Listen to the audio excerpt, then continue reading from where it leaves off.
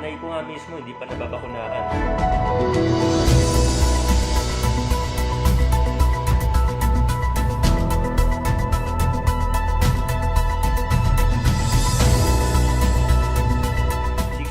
Years old po ang nanay ko. May comorbidities din po siya. Hindi ko na po sasabihin ko ang comorbidities niya. Lumalabas pa siya pag may trabaho.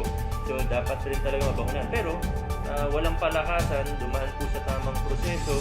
Nag-fill up siya ng form. Hinihingi niya pa nga sa akin yung link. Sabi ko, tingnan mo na lang sa, tingnan mo na lang sa PIO kung saan yung link.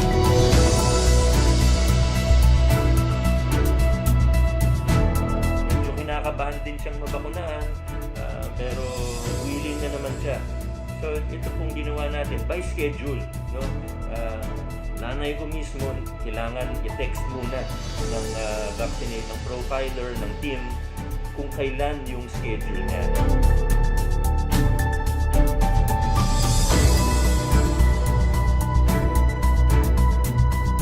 Mahigit sa 1 milyon na ang pasigyan nyo, kaya kailangan organized na tayo, no walk-ins.